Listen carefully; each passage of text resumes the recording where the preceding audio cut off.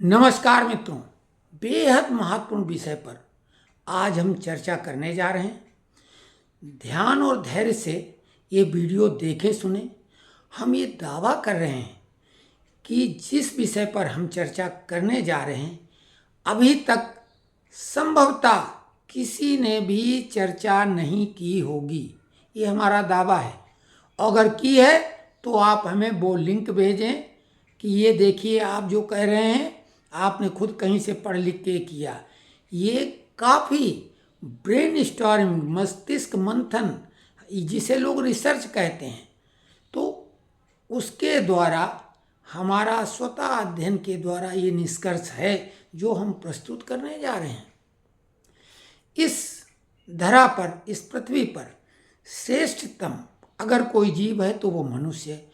मनुष्य की जान सबसे ज़्यादा कीमती है, लेकिन मनुष्य वर्ग में भी कुछ लोगों का जीवन तो कीड़े मकोड़ों जैसा माना जाता है, और कुछ लोग तो ऐसे हैं जो अपने को देवतुल्य मानते हैं, बल्कि उनसे भी ऊपर।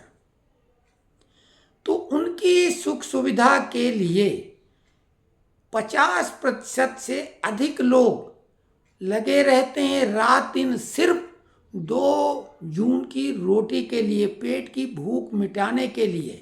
50% देश की आबादी केवल और केवल बाकी जो लोग हैं उनके लिए लगे रहते हैं। उनका जीवन केवल खाना खाना और इसी की व्यवस्था में पूरी उम्र गुजार देना और बाद में मर जाना। कोई उनका कहीं न तो इतिहास भूगोल कुछ नहीं होता है। लेकिन इस श्रेष्ठतम प्राणी की ये निचले दर्जे की बात कर रहे हैं। अब हम आपको एक बात बताने जा रहे हैं जिसको सुन के आप चौंकेंगे।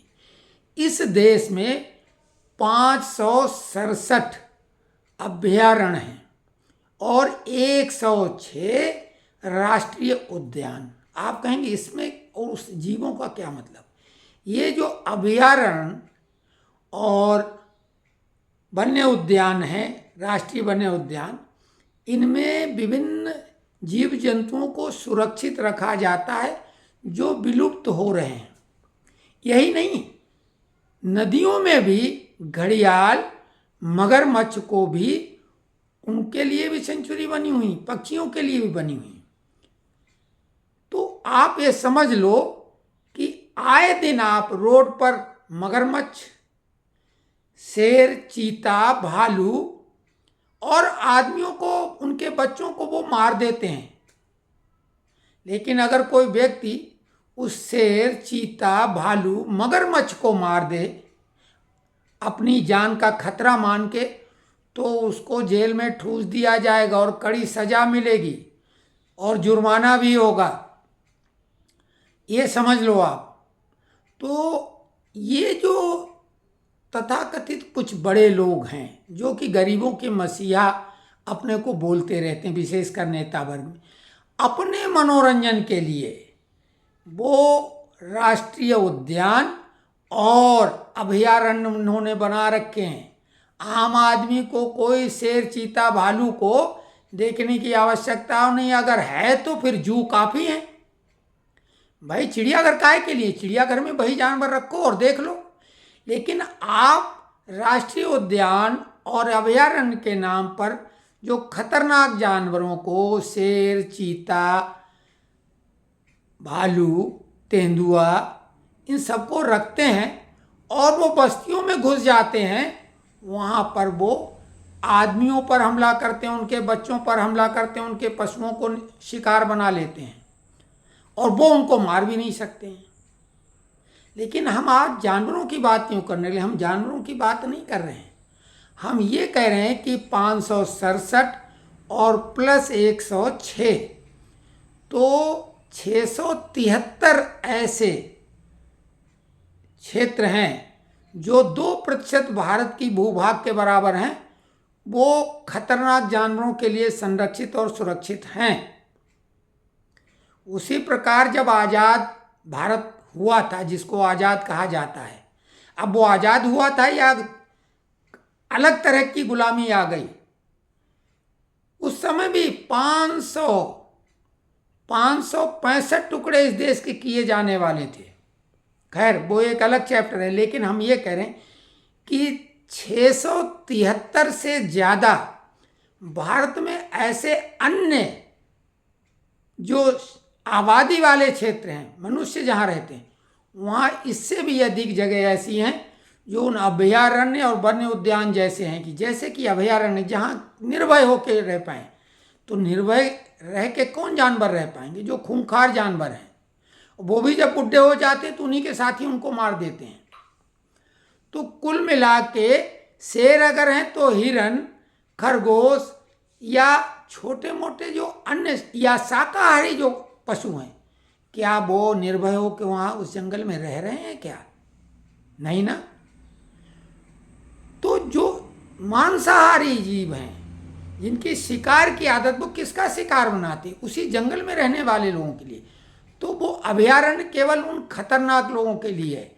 उसी प्रकार से ये देश केवल और केवल जिन्होंने इस देश का बंटवारा करवाया, यानी मुस्लिमों ने अपनी आबादी के औसत से ज़्यादा भूभाग उन्होंने बंटवारा करके ले लिया। जो इस देश की बेहतरीन जमीन थी वो ले ली, भूभाग। फिर कश्मीर पे ज़बरदस्ती अनाधिकृत कब्जा चाचा नेहरू की कृपा से कर लिया। बहुत सारा खैरात में इन्होंने लुटवा दिया। चाइना को भी आसानी से ज़मीन हथिया लेने दी।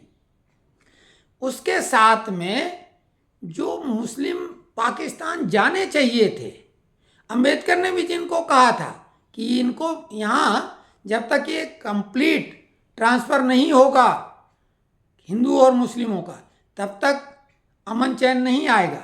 तो वहाँ जो हिंदू रह गए थे उनको किस बात की सज़ा मिल रही है? आज बांग्लादेश में कत्लेआम हिंदुओं का हो रहा है, ये किसकी वजह से हो रहा है?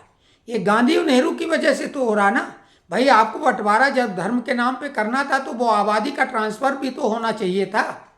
जो यहाँ से स्वेच्छा से वाकई में जा रहे थे मुस्लिम, उनको भी नहीं जाने दिया गया। बोला तुम्हें हम विशेष सुविधाएं देंगे, और वाकई में यहाँ के मुस्लिमों को जो सुविधाएं मिल रही हैं, पाकिस्तान के लोग भी ललचाते हैं उनको देख के। किसी भी इस्लामिक देश में इतनी सुविधाएं नहीं, फिर भी वो असंतुष्ट हैं। अभी वक्त की ही बात चल रही है, आज संभवतः सदन में वो रखा जाएगा विधेयक, जिसमें वक्त की जो असीमित शक्तियां उन पर अंकुश लगाया जाएगा। तो हम ये कह रहे हैं कि ये जो हिंस्र कौम है, हम जिनको पूजनीय वंदनीय मानते हैं उनको वो नष्ट करते हैं, चाहे वो मंदिर हो, चाहे गौ माता हो, चाहे वृक्ष हो। कोई भी समाज में कंट्रीब्यूशन नहीं। वो खून दान नहीं करेंगे, रक्तदान नहीं करते लेकिन ले लेंगे, अंगदान नहीं करते हैं लेकिन ले लेंगे, पेड़ लगाएंगे लेकिन बकरियों के नाम से शुरुआत करके उजाड़ करते करते बाद में पेड़ को भी गायब कर देंगे। गाय को हम माता मानते हैं, वो उनको अपना आहार मानते हैं। कुल मिला के अजीबोगरीब स्थिति है। जो 567 प्लस 106 673 होते हैं, ये जो अभयारण्य और वन्य उद्यान जीव जंतुओं के लिए सुरक्षित, वो हिंस्र पशुओं के लिए तो सुरक्षित हैं। उनमें भी जो कमज़ोर होते हैं वो मारे जाते हैं। तो यही स्थिति है कि ये कौम हिंस्र है। उनके यहाँ तो काफिरों की हत्या करने सबाब का कार्य उनकी किताब में लिखा है, लेकिन सुप्रीम कोर्ट ये सब सेट हैं या तो डर की वजह से या लालच की वजह से। क्योंकि जो बड़े लोग हैं तथाकथित, उनके तो अकाउंट स्विस बैंक को कहाँ कहाँ आजकल तो अनेकों जगह हैं, टैक्स हेवन वाले कई कंट्री हैं। तो वो तो फुर्र से, जैसे हसीना बांग्लादेश से यहाँ गई, उनको क्या फ़र्क पड़ा? अफगानिस्तान के राष्ट्रपति वो भी निकल गए, लेकिन आम जनता तो अवामी लीग के कितने लोग जिंदा जला दिए गए, होटल में जिंदा जला दिए गए। तो ये आम लोगों की स्थिति ये होती है। ये जो मुट्ठी भर लोग हैं, ममता, अखिलेश, तेजस्वी, लालू, राहुल जैसे लोग, ये तो आग लगा के विदेश भाग जाएंगे। कार्यकर्ताओं की भी इन्हें चिंता नहीं, और देश में आग लगाने का कोई मौका चूक नहीं रहे हैं। और राहुल गांधी ने तो डंके की चोट पे कहा कि मिट्टी का तेल पूरे देश में छिड़का हुआ आग लगेगी। मोदी के लिए क्या क्या शब्द बोले गए। तो कहने का आशय क्या है कि अभयारण्य कहने को जहाँ पे निर्भय होकर रहें, लेकिन केवल निर्भय होकर कौन रहते हैं? जो वहाँ ताकतवर हिंस्र लोग हैं। और यहाँ समाज में भी हर शहर में कुछ मोहल्ले उनके रिजर्व हैं उसी अभयारण्य की तरह, और कभी भी वो निकलते हैं किसी भी बस्ती में और अपना शिकार बनाते हैं। तरह तरह से बच्चियों का शिकार करते हैं, लूट, राजनी, छिनैती, कुछ भी करते हैं वो। और अगर कोई कार्रवाई करने के बाद पुलिस तो वैसे सेट हो जाती है सब, क्योंकि भ्रष्टाचार इतना चरम है। और अगर कार्रवाई कर दी जाए तो तमाम जो है वो चिल्पो होगा, और फिर कोर्ट में बहुत बड़े बड़े वकील पहुंच जाएंगे उनको बचाने। लेकिन यहाँ तो हिंदुओं को आपस में जातियों में बांट दिया। हिंदू कौन है? किसी भी व्यक्ति को हिंदू कहते सुना कि भैया ये वो उधर से हिंदू आ रहा है। लेकिन मुसलमान चाहे विदेश का हो या देश का हो या किसी अन्य प्रदेश का, वो सभी मुस्लिम हैं। भले वो आपस में शिया सुन्नी, अहमदिया, बरेलवी और तमाम के नाम पर 72 फिरके हैं, वो लड़ें आपस में, लेकिन जब बात धर्म की आती तो वो सब एक हैं। और हम लोग उनको सबको खुद मुस्लिम बोलते हैं, लेकिन हम लोगों को कोई हिंदू बोलता है? हम लोगों को बोलेगा ब्राह्मण, ठाकुर, क्षत्रिय, जाट, गुजर, फलाना ढिकाना, ये सब। और उनमें भी उपजातियाँ, और फिर क्या बताएं, भाई भाई से लड़ रहे हैं, लड़ाया जा रहा है। उनके दिमाग में लालच ठूसा गया। और धीरे धीरे जो तथाकथित अपने को दलित कहते हैं, उनके सारे जो विशेष मुनाफे वाले धंधे थे जिनसे उनकी पहचान थी, उन्हें उनको करने में शर्म आ रही है, वो सब धंधे उन्होंने हथिया लिए। एक नैरेटिव, एक एजेंडा सेट करके उन्होंने वो सारे धंधे, चाहे ठेले लगाने का हो, चाहे चर्म का उद्योग हो, सारा उन्होंने हथिया लिया। और इन्हें शर्म आ रही है, सरकार इन्हें फ्री फ्री में दे रही है अपना।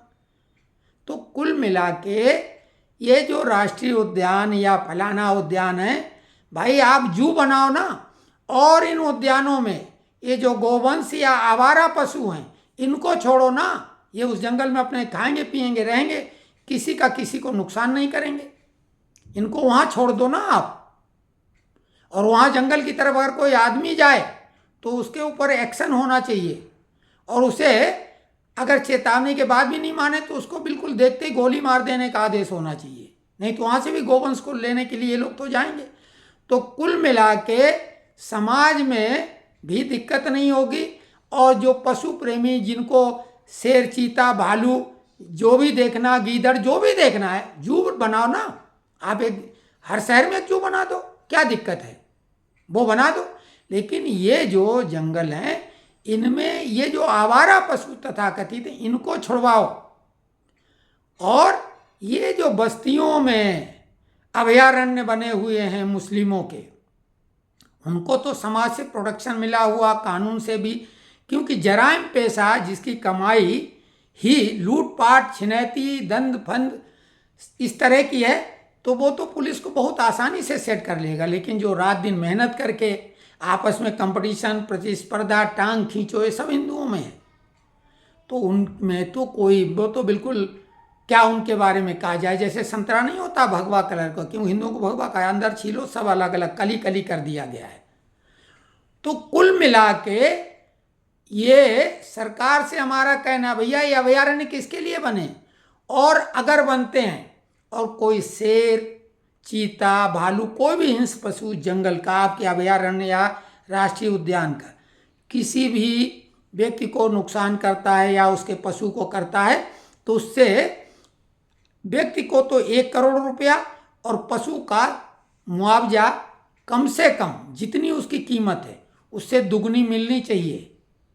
बिल्कुल, तभी ये सब ठीक है। हालांकि तब भी ठीक नहीं, क्योंकि मनुष्य की जान की कीमत की भरपाई क्या है।